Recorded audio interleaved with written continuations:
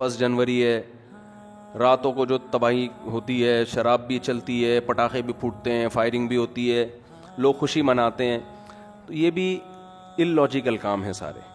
کتنے لوگ ہیں, مجھے ایک بات بتاؤ, کہ جن کے بارے میں یہ فیصلہ ہو چکا ہے اللہ کی طرف سے کہ موت واقع ہو جائے گی؟ ہیں یا نہیں ہے؟ بولو نا.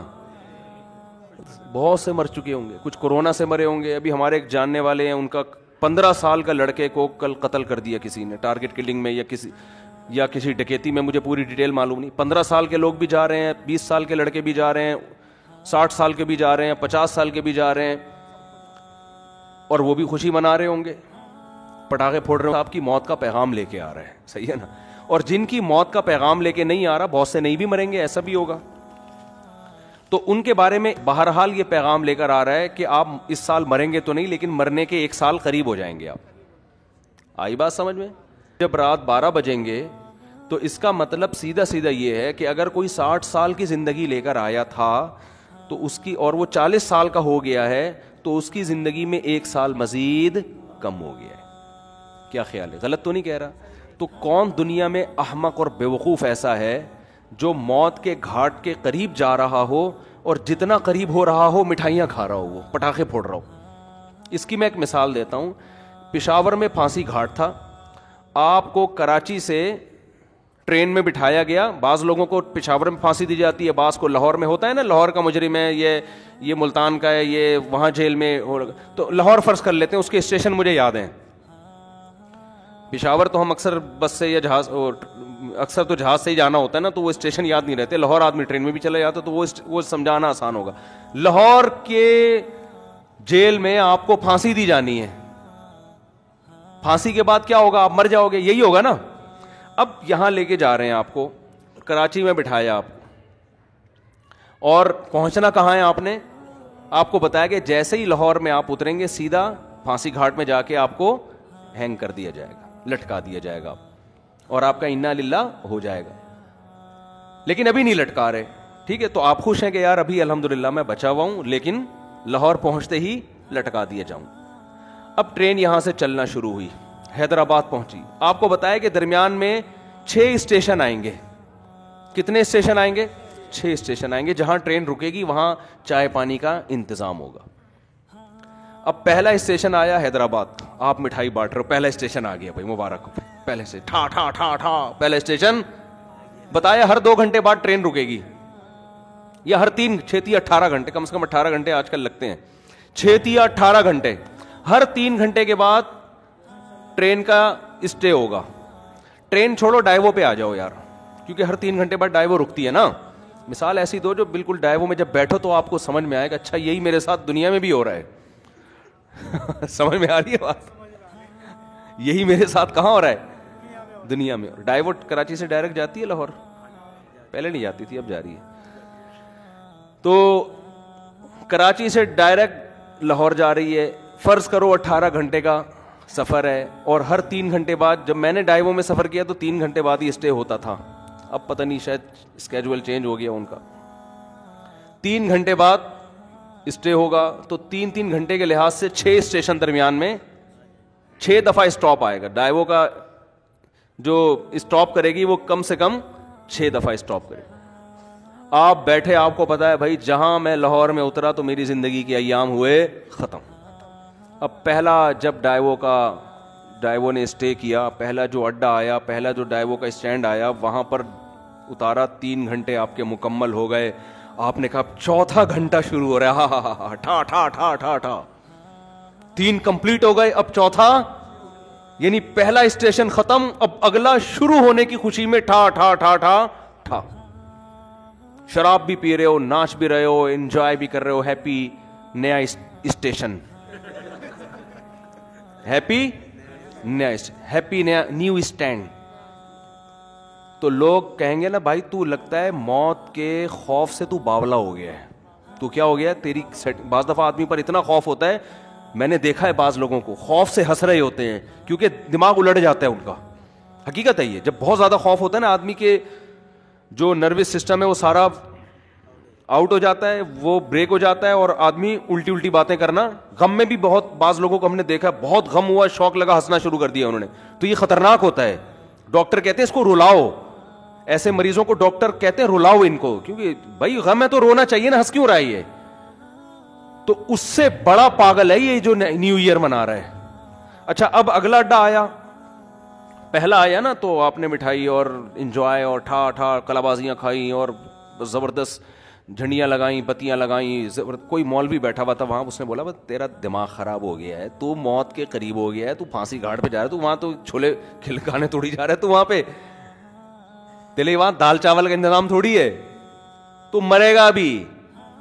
تو وہ کہتا ہے ابے یار ایک تو یہ مولوی لوگ نا انجوائے نہیں کرنے دیتے لائف کو یار, ان کو کیا, ہم اگر ناچ لیتے ہیں نئے سال پہ یا نئے اڈے پہ یا مٹھائی کھلا رہے ہیں, تھوڑا سا انجوائے کر رہے ہیں, تھوڑا سا ہلا گلا ہو رہا ہے, ہیپی کہتی ہے, تو ان مولویوں کو پتہ نہیں کیا خشک ہے, بس 4 شادیوں میں ہی کہتے ہیں انجوائے ہے, باقی تو کسی چیز میں نہیں ہے. یہ پاگلوں کی طرح 4 شادیاں کرو, بچے پیدا کرو, اسی کو انجوائے کرو. یہ کیا انجوائے ہے یار؟ انجوائے تو یہ ٹھا ٹھا ٹھا ٹھا ٹھا. تو مولوی آپ پہ ہنسے گا, بولے گا تیری مرضی ہے بھائی, تیری مرضی ہے. میں تو تجھے اس لیے کہہ رہا ہوں کہ میرا تو خیال تھا کہ دماغ یا تو الٹ گیا ہے, تو تیری کھوپڑی کیا ہو گئی ہے, گھوم گئی ہے. تو کہہ کہ چلو کھوپڑی گھومی ہے صحیح ہے, لیکن انجوائے کر رہا ہوں نا, تو کیا خوش ہونے کے لیے بھی کوئی لاجک چاہیے؟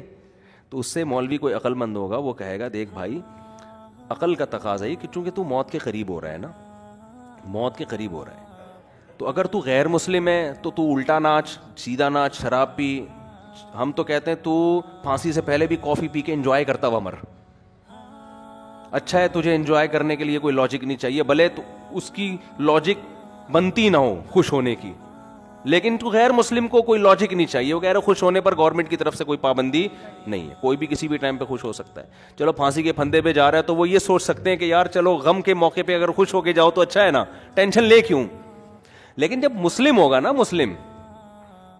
مسلم ہوگا تو وہ یہ کہے گا کہ مولوی اس کو سمجھائے گا کہ دیکھ تو موت کے قریب ہو رہا ہے, تھوڑا سا اللہ اللہ کر لے, تھوڑا سا کیا کر لے, ساری زندگی جو تو نے بدماشیاں کی ہیں جس کی وجہ سے بھی تجھے پھندے پہ لٹکانے لے کے جا رہے ہیں, اتنے لوگوں کے خون کیے ہوئے, توبہ کا ٹائم ہے, استغفار کر لے, توبہ کر لے, جو لوگوں کے قرضے لیے ہوئے ہیں واپس کر دے.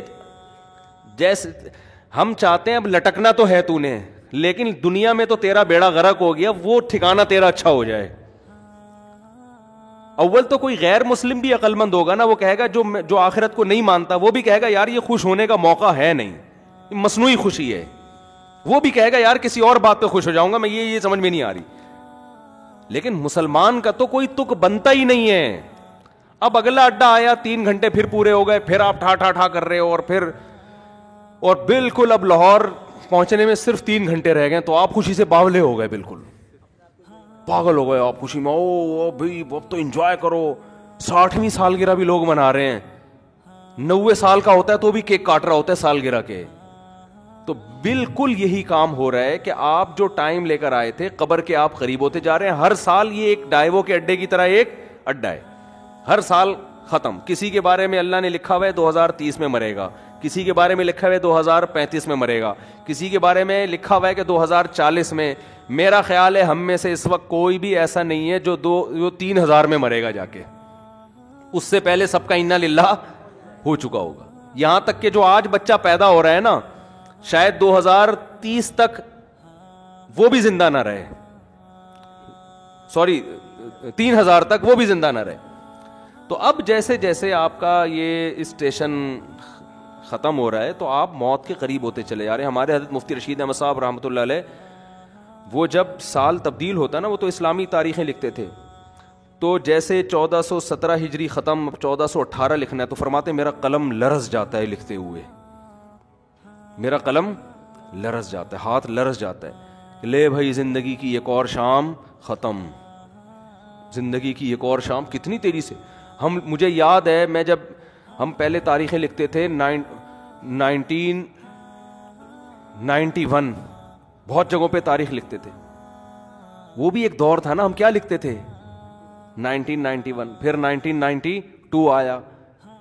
اب اس زمانے کو یاد کرتے ہیں, یار اس وقت تو زندہ رہنے کے بہت ایام تھے ہمارے پاس, اور اب ہوتے ہوتے ٹھک ٹھک ٹھک ٹھک ٹھک, اور میں کل بیٹھا ہوا سوچ رہا تھا کہ کتنے ہمارے عزیز ہیں جو 1991 میں زندہ تھے, ہم ان کے بارے میں یہ سوچ بھی نہیں سکتے تھے یہ دنیا سے جائیں گے, اور آج وہ دنیا میں نہیں ہیں, جس میں سب سے پہلے میرے والدین ہیں. میں تو اپنے والد کا تصور ہی نہیں کرتا تھا کہ یہ دنیا سے, انسان کو جس سے محبت ہوتی ہے وہ اس کے بارے میں فرض نہیں کرتا کہ یہ دنیا سے جائیں گے. ہماری دادی دنیا سے چلی گئیں, ہمارے والد چلے گئے. 91 میں تو ہمارا گھر, ہم جوائنٹ فیملی میں رہتے تھے ماشاءاللہ, ہماری دادی بھی, والد بھی, والدہ بھی, بھائی بہنیں, ان کی بیویاں, سب اکٹھے رہتے تھے, سب اکٹھے. ہمیں کبھی بھی نہیں تھا کہ یہ گھر کبھی ویران بھی ہوگا. کبھی ہم 50 سال ہمارا وہ گھر رہا ہے, میرے والد صاحب نے وہ جب خریدا تھا 50 سال رہے ہیں اس میں, ہم کبھی تصور نہیں کر سکتے تھے. پھر رشتے دار آتے تھے, سب جوائنٹ فیملی تھی, اکٹھے ایک دسترخوان پہ بسا اوقات کھانا کھاتے تھے بیٹھ کے. ایسا ویران ہوا ہے, اب میں جاتا ہوں تو دیواریں کھا رہی ہیں, کچھ بھی نہیں ہے وہاں پہ. سب سے پہلے دادی کا جنازہ اٹھا, پھر والد صاحب کا انتقال ہوا, پھر والدہ کا انتقال ہوا, پھر ہمشیرہ کا انتقال ہوا, ایک ایک کر کے لاشیں نکلنا شروع, تو ختم, فنش. جو تصور نہیں تھا, میں نے وہاں اس گھر میں 40 سال گزارے اپنی زندگی کے, 40 سال, ختم, ویران. تو بھائی یہ اسی وجہ سے ویران ہوا کہ 91 کے بعد 92 آیا, پھر 93 آیا, پھر 94 آیا, پھر 95 آیا. اللہ نے لکھا ہوا تھا میرے والد صاحب کے بارے میں کہ 98 میں ان کا انتقال ہو جائے گا. والدہ کے بارے میں لکھا ہوا تھا کہ فلاں سن میں ان کا انتقال ہوگا. ہوتے ہوتے کل میں اپنے بچوں کو لے کے کل ہی کی بات ہے, تو میں اپنے واقعات سنا رہا تھا نا بچوں کو, اپنے والد صاحب کے اور والدہ کے.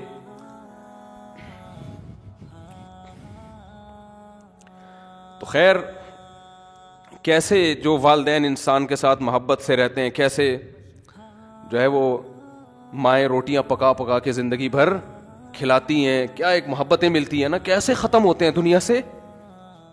ایسا نام و نشان مٹتا ہے کہ جیسے کبھی تھے ہی نہیں. ہماری زندگی میں سب سے مؤثر کردار ہمارے والدین کا ہوتا ہے. بچہ ماں سے کیسے چپکا رہتا ہے, وہ کبھی تصور کر سکتا ہے کہ اس کو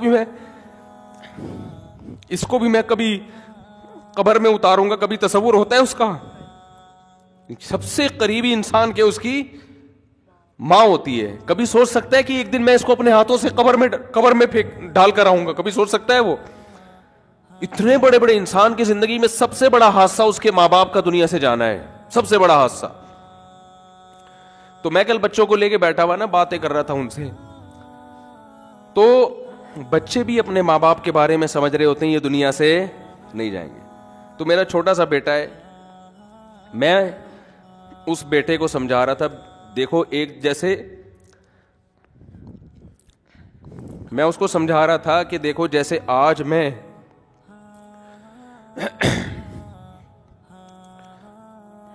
میں تمہارے سامنے اپنے والدین کی باتیں کر رہا ہوں نا کہ ونس اپون اے ٹائم, تو کل تم بھی اپنے بچوں کے بارے میں, بچوں کے ساتھ ہمارے بارے میں بات کر رہے ہوگے, سمجھ رہے ہیں. کل تم بھی اپنے بچوں کے سامنے بات کر رہے ہوگے کہ ہمارے ایک ابو, بولو, ہوا کرتے تھے جن کو شادیوں کا بہت شوق تھا. تھوڑے جذباتی ہو رہے ہیں نا, تھوڑا میں وہ چینج کروں نا.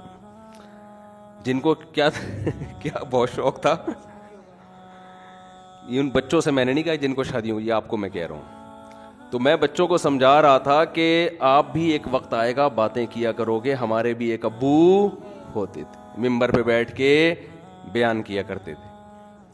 سمجھتے ہیں کہ نہیں سمجھتے, یہ ہوگا ایسا. پھر گھر والوں کو تو میں نے نہیں کہا کہ آپ یوں بھی کہو گے آپ کی ایک امی ہوا کرتی تھیں, وہ تھیں نہیں, وہ ہمیشہ الحمدللہ. خواتین کو اگر آپ یہ کہہ دو نا کہ آپ نے بھی قبر میں جانا ہے تو وہ ڈر جاتی ہیں, ٹھیک ہے نا. تو میں اپنے مثال دے رہا تھا, والدین کا لفظ میں نے کہا ہی نہیں احتیاطاً. میں نے کہا دیکھو ایک دن آپ بھی بیٹھ کے بات کرو گے کہ ہمارے بھی ایک ابو ہوا, یہ میں نے نہیں کہا کہ یہ کہو گے کہ ہماری بھی ایک امی ہوا کرتی تھیں, یہ نہیں کہا. وہ انشاءاللہ ہمیشہ زندہ رہیں گی. اپنے اوپر رکھ کے میں نے کہا دیکھو آپ یہ فیصلہ کر, یہ آپ کو میں حربے سکھا رہا ہوں, گھر میں جا کے ایسا نہ بول دیں کہ بیٹا تم ایک دن اپنی ماں کو ہاتھوں سے قبر میں اتارو گے. اگر آپ نے یہ الفاظ کہہ دیا تو پھر خود ذمہ دار ہیں آپ. ہمیشہ اپنی مثال دیا کریں کہ بیٹا ایک دن میں قبر میں اتروں گا. تو ان کو میں سمجھا رہا تھا کہ دیکھو بیٹا, ایک دن آپ بھی اپنے بچوں کے سامنے بیٹھ کے, اگر ہم نے بر وقت شادیاں کر دیں, جو آج کل شادیوں کا معمول چل رہا ہے, تو اپنے بچوں کے سامنے یہ باتیں کرنے کی نوبت آئے گی نہیں, کیونکہ بچے اتنا لیٹ پیدا ہوں گے کہ ابا کے مرے ہوئے کئی سال گزر چکے ہوں گے, اور چھوٹے چھوٹے گود میں لے کے آپ بچے پال رہے ہوگے. آپ انتظار کرو گے کب بچے بڑے ہوں, ہم ان کو یہ بات سمجھائیں, اور ہو سکتا ہے ان کے بڑے ہونے سے پہلے آپ کا انا للہ ہو چکا ہو. یہ دیر سے شادی کا نقصان ہے. سمجھتے ہو کہ نہیں سمجھتے؟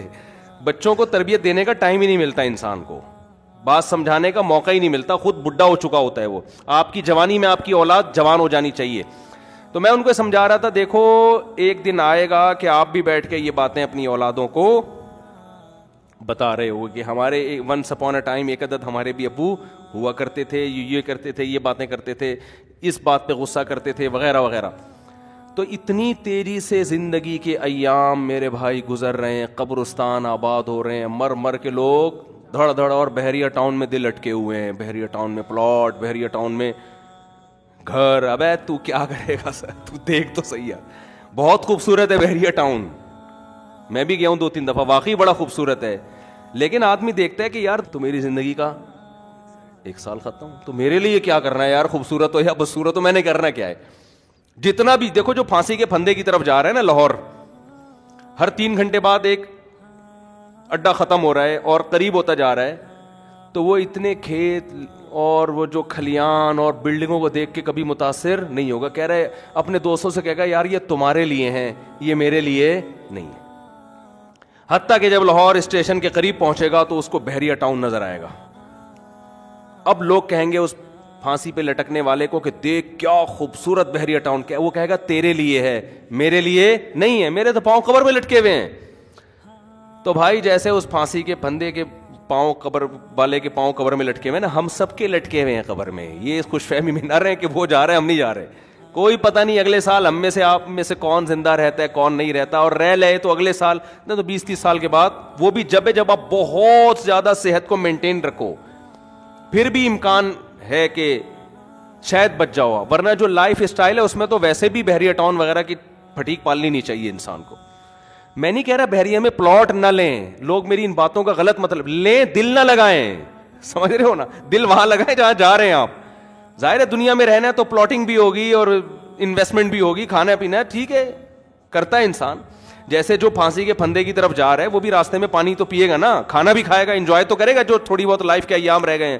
دل نہیں لگائے گا ان چیزوں سے. سمجھتے ہو کہ نہیں سمجھتے؟ نہیں سمجھ رہے تو آگے تھوڑے دنوں میں قبر میں اتر کے کھوپڑی میں سب باتیں انشاءاللہ سمجھ میں آ جائیں گی. پھر وہاں جا کے قبر میں کرنا ٹھا ٹھا ٹھا ٹھا ٹھا. سمجھ رہے؟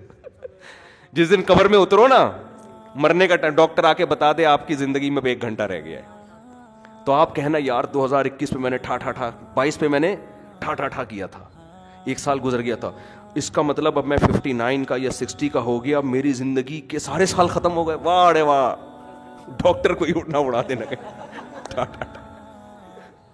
سمجھ رہے؟ تو ایسے ہی ٹھک ٹھک ٹھک کر کے زندگی کا ایام ختم. تو یہ رونے کا ٹائم ہے, سال ختم ہو گیا, اللہ سے توبہ استغفار کر لو, اے اللہ جو ماضی میں ہم سے گڑبڑیں ہو گئیں معاف کر دے, اگلے سال تو نے زندگی دی تو وہ گڑبڑیں نہیں کریں گے. سمجھ رہے ہو؟ جو لوگوں کے پیسے, اور یہ تکلف نہ کیا کرو ہیپی نیو ایئر, اور کوئی کمی کوتاہی ہو تو معاف کر دیں, یہ تکلف ہے. آپ کو پتہ ہے, سب کو پتہ ہے, کوئی دل سے معافی نہیں مانگ رہا. ایک صاحب حج پہ جا رہے تھے, مجھے کہنے لگے میں آپ معاف کر دیں. میں نے کہا میں نہیں کر رہا, 500 روپے دے گا تو معاف کروں گا, ورنہ نہیں کروں گا میں, سیدھی سی بات ہے. 500 روپے دے دے میں تیرے کو معاف کر دوں گا. پھر بھی نہیں دیے اس نے. تو کہہ رہے میں نے آپ کا کیا بگاڑا ہے جو آپ مانگ رہے ہیں؟ جب میں نے کہا تو نے بگاڑا نہیں تو معافی کیوں مانگ رہے تو؟ اگر بگاڑا ہے تو میں 500 روپے دے گا تو معاف کروں گا, ورنہ تو جب بھی کوئی اس طرح کیا کرے نا معاف کر دیں, بولے 500 روپے دے دے معاف کر دوں گا, فری پھوکٹ میں نہیں کیا کرو. صحیح ہے. تو یہ تکلفات ہیں, چھوڑ دو ان کو, یہ تکلفات ہیں. جو کرنے کا کام ہے توبہ استغفار کر لے آدمی, اور جو ہے وہ حقوق العباد ہیں وہ لوٹا دے ان کو, آئندہ کے لیے عزم کرے یار جو ہو چکا ہو گیا, آئندہ انشاءاللہ. جب ابتدا ہی گناہ سے ہو رہی ہے, نحوست سے سال کی ابتدا ہو رہی ہے, جس کا مطلب اللہ کو آپ نے بتا دیا ہے کہ اللہ میرا آئندہ بھی یہی پروگرام ہے. تو ان چیزوں سے, آتش بازی سے اور یہ ہیپی نیو ایئر وغیرہ سے روکیں اپنے آپ کو, لوگوں کو کرنے دیں جو کر رہے ہیں, آپ بچے رہیں اس سے. اور یہ لوگ حسرت اور افسوس کریں گے اس وقت جب ان کی موت ان کے سر پہ آ کے کھڑی ہوگی. ابھی ان کو ہنسنے دیں, آپ تھوڑی دیر اللہ اللہ کر کے رو لیں, کل آپ ہنسیں گے یہ روئیں گے. تبھی قرآن کہتا ہے نا کہ ان الذین آمنوا، وہ سورہ مطففین کی آخری آیات ہیں، وَإِذَا مَرُّوا بِهِمْ يَتَغَامَزُونَ وَإِذَا انقلبوا إِلَىٰ أَهْلِهِمْ انقلبوا فَكِهِينَ فَالْيَوْمَ الَّذِينَ آمَنُوا مِنَ الْكُفَّارِ يَضْحَكُونَ۔ قرآن کہہ رہا ہے آج یہ لوگ دینداروں پہ ہنس رہے ہیں، کل دیندار ان پہ ہنسیں گے، جو دین کو فالو کرتے ہیں وہ کل ان کے اوپر ہنسیں گے کہ تم نے اپنی زندگی کس فضول چیز میں برباد کر لی۔